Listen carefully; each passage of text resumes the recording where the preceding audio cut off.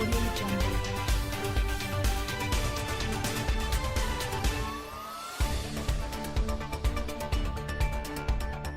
Piers Morgan has won his Ofcom complaint over the Meghan Markle row, which saw him storm off and quit ITV's Good Morning Britain. The former presenter won the battle amid his long-standing feud with the Sussexes, with the media watchdog confirming Piers was entitled to give his opinions during the heated debate. Piers, 56, sensationally stormed off GMB in March after dismissing the legitimacy of Meghan Markle's claims to Oprah that she suffered suicidal feelings. Meghan and Harry personally lodged a complaint against Piers to ITV and Ofcom against his outburst.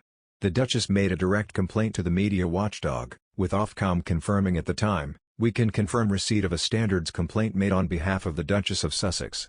But in a huge win for freedom of speech, Ofcom today said that restricting Piers Morgan's strong views would be an unwarranted and chilling restriction on freedom of expression. And the regulator ruled that the broadcaster was indeed entitled to say he disbelieved Meghan and Harry's allegations made during their interview with Oprah in March. After the verdict was ruled this morning, Piers Morgan took to Twitter and jokingly asked if he could get his job back. He tweeted, "I'm delighted Ofcom has endorsed my right to disbelieve the Duke and Duchess of Sussex's incendiary claims to Oprah Winfrey, many of which have proven to be untrue. This is a resounding victory for free speech and a resounding defeat for Princess Pinocchio's. Do I get my job back?" Royal commentator Robert Jobson hailed the decision a victory for common sense and free speech, while Angela Levin said it was a marvelous result from Ofcom. In the aftermath of the broadcast, Piers' rant about Meghan's Oprah interview received the most complaints to the regulator in a decade, with more than 57,000 lodged against him. Ofcom then confirmed that they launched an investigation into the episode of Good Morning Britain under harm and offence rules. The presenter made dismissive comments about Meghan's claims to have had issues with her mental health during the show. He even claimed he didn't believe she was left feeling suicidal. In the interview, Meghan told how life as a royal became unbearable and she didn't want to be alive anymore. The Duchess of Sussex, 40, said she begged for help but was told she would not be able to seek help as it wouldn't be good for the institution. But Piers had no sympathy for the then-pregnant royal and ranted on the ITV breakfast show, "Who did you go to? What did they say to you? I don't believe a word she says, Meghan Markle. I wouldn't believe a weather report if she read it. The fact she has expressed an onslaught against our royal family is contemptible." The day after he made the comments, Piers announced he wouldn't be returning to the show following his colleague Alex Beresford's monologue criticizing him for continually attacking Meghan.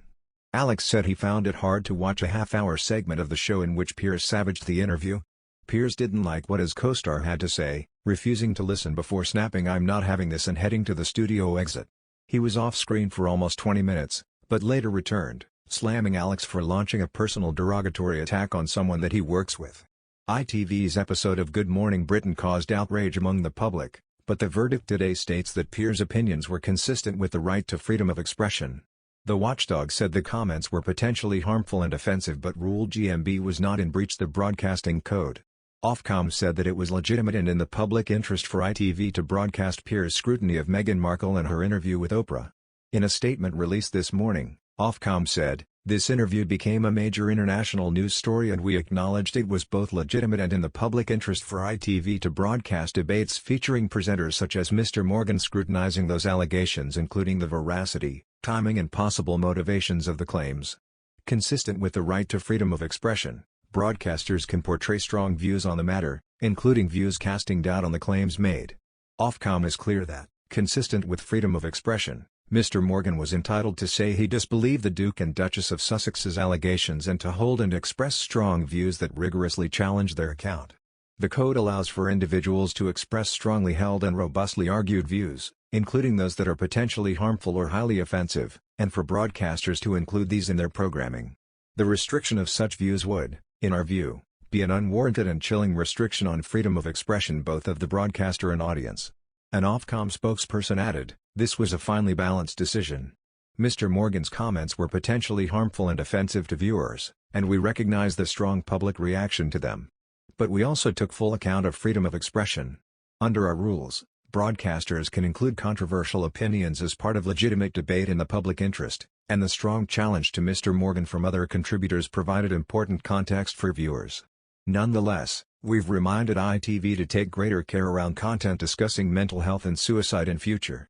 ITV might consider the use of timely warnings or signposting of support services to ensure viewers are properly protected." Following the sensational win for free speech and expression, Piers Morgan wrote in the Daily Mail, "Make no mistake, this is a watershed moment in the battle for free speech. None of the couple's most sensational and damaging statements about racism and mental health have yet been supported by a shred of evidence amid furious denials from the royal family. So, my observation that I didn't believe Meghan Markle is looking stronger by the day. And for the record, I still don't believe her." He also said that Meghan wrote to his ITV boss Dame Carolyn McCall demanding his head on a plate, as the Duchess used her gender to get through to McCall, which Piers calls nauseating.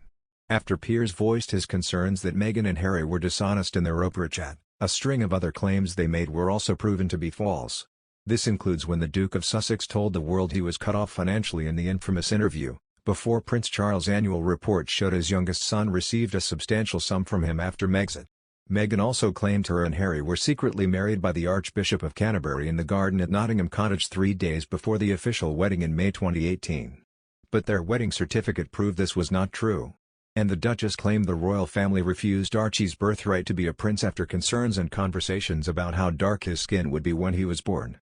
However, according to royal protocol, Archie can only receive a title when Prince Charles takes the throne.